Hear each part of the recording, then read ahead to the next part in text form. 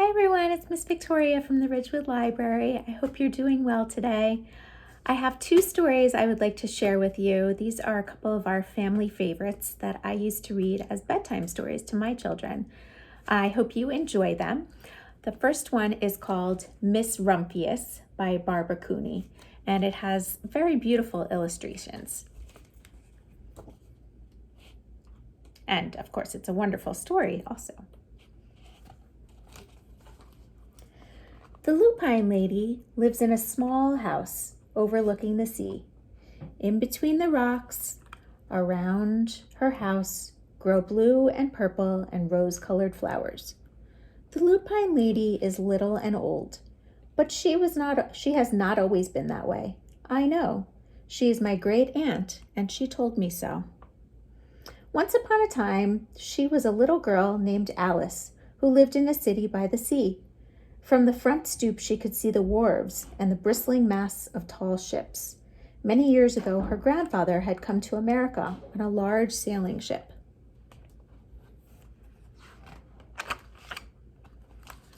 Now he worked in the shop at the bottom of the house, making figureheads for the prows of ships and carving Indians out of wood to put in front of cigar stores.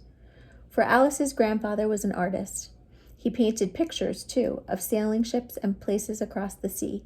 When he was very busy, Alice helped him put in the skies. In the evening, Alice sat on her grandfather's knee and listened to his stories of faraway places. When he had finished, Alice would say, "When I grow up, I too will go to faraway places, and when I grow old, I too will live beside the sea." "That is all very well, little Alice," said her grandfather, "but there is a third thing you must do." "What is that?" asked Alice. "You must do something to make the world more beautiful," said her grandfather. "All right," said Alice, but she did not know what that could be. In the meantime, Alice got up, washed her face, and ate porridge for breakfast. She went to school and came home and did her homework, and pretty soon she was all grown up. Then my great aunt Alice set out to do the 3 things she had told her grandfather she was going to do.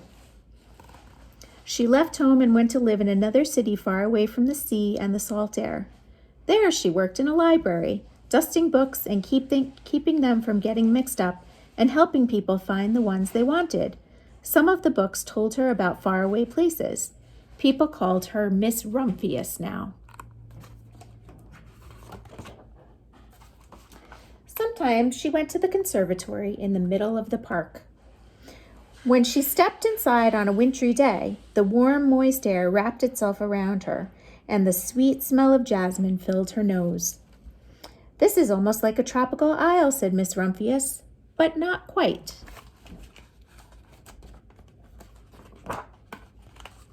So Miss Rumphius went to a real tropical island, where people kept cockatoos and monkeys as pets. She walked on long beaches, picking up beautiful shells. One day she met the Baba Raja, king of a fishing village.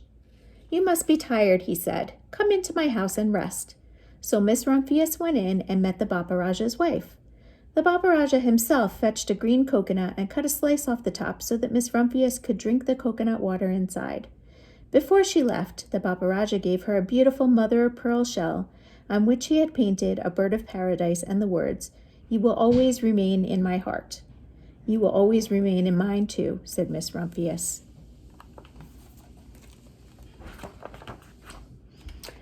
My great aunt Alice, Miss Rumphius, climbed tall mountains where the snow never melted. She went through jungles and across deserts. She saw lions playing and kangaroos jumping, and everywhere she made friends she would never forget. Finally, she came to the land of the lotus eaters, and there, getting off a camel, she hurt her back. "What a foolish thing to do," said Miss Rumphius. "Well, I have certainly seen faraway places. Maybe it is time to find my place by the sea." And it was, and she did. From the porch of her new house, Miss Rumphius watched the sun come up, and she watched it cross the heavens and sparkle on the water. She saw it set in glory in the evening. She started a little garden among the rocks that surrounded her house, and she planted a few flower seeds in the stony ground. Miss Rumphius was almost perfectly happy. "But there is still one more thing I have to do," she said. "I have to do something to make the world more beautiful." "But what?" "The world already is pretty nice," she thought, looking out over the ocean.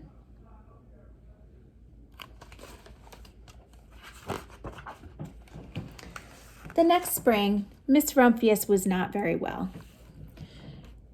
Her back was bothering her again, and she had to stay in bed most of the time. The flowers she had planted the summer before had come up and bloomed in spite of the stony ground. She could see them from her bedroom window, blue and purple and rose-colored. "Lupines," said Miss Rumphius with satisfaction. "I have always loved lupines the best. I wish I could plant more seeds this summer, so that I could have still more flowers next year." But unfortunately, she was not able to.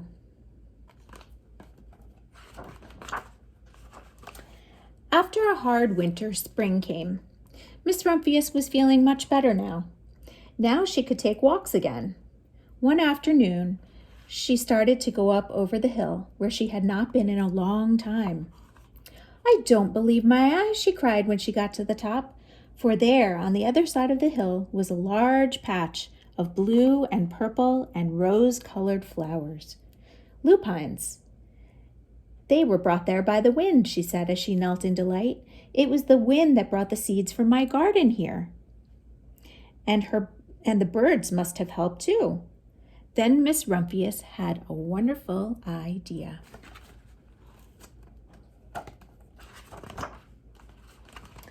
She hurried home and got out her seed catalogs.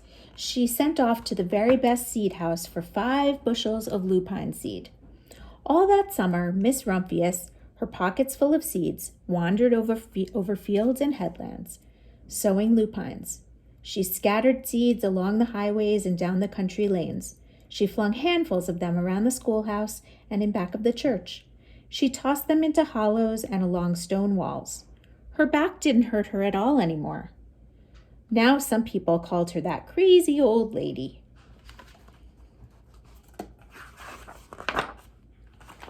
The next spring, there were lupines everywhere. Fields and hillsides were covered with blue and purple and rose-colored flowers. They bloomed along the highways and down the lanes. Bright patches lay around the schoolhouse and in back of the church. Down in the hollows and along the stone walls grew the beautiful flowers. Miss Rumphius had done the third, the most difficult thing of all. My great-aunt Alice, Miss Rumphius, is very old now. Her hair is very white.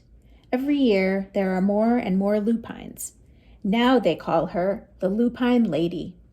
Sometimes my friends stand with me outside her gate, curious to see the old lady who planted the fields of lupines. When she invites us in, they come slowly. They think she is the oldest woman in the world. Often she tells us stories of faraway places. When I grow up, I tell her, I too will go to faraway places and come home to live by the sea. "That is all very well, little Alice," says my aunt, "but there is a third thing you must do." "What is that?" I ask. "You must do something to make the world more beautiful." "All right," I say.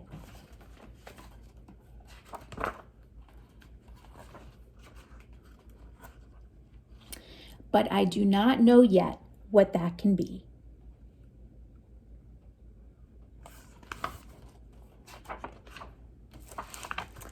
So everyone makes the world a more beautiful place in their own way. All of you certainly do. Now let's read our second story, The Giving Tree.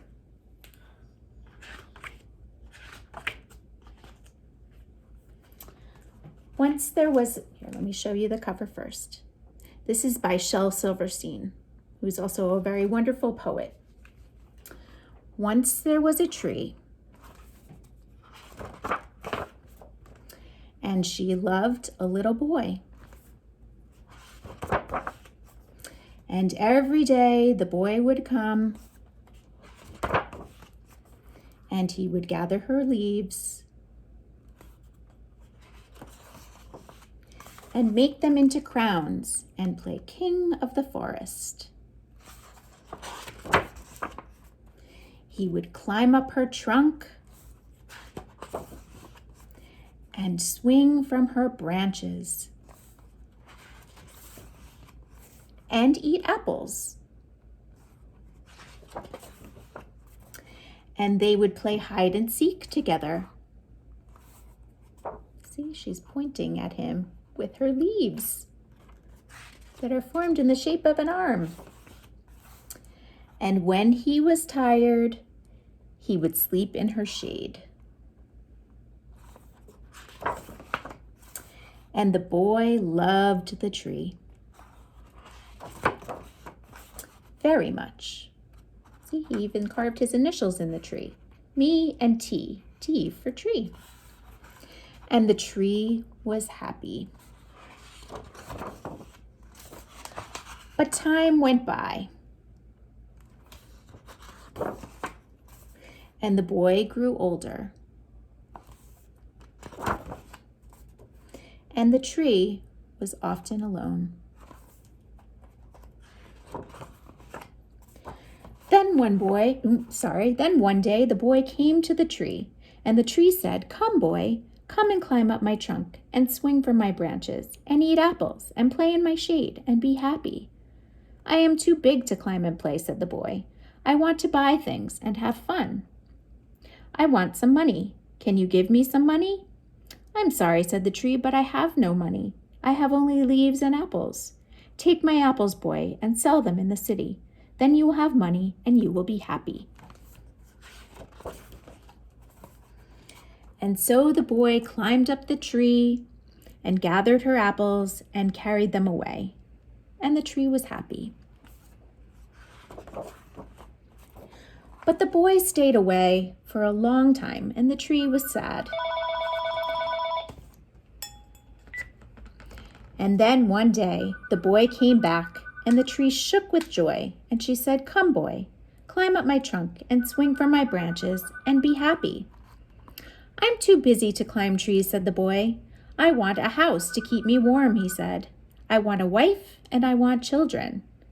And so I need a house. Can you give me a house?" "I have no house," said the tree. "The forest is my house, but you may cut off my branches and build a house. Then you will be happy." And so the boy cut off her branches and carried them away to build his house.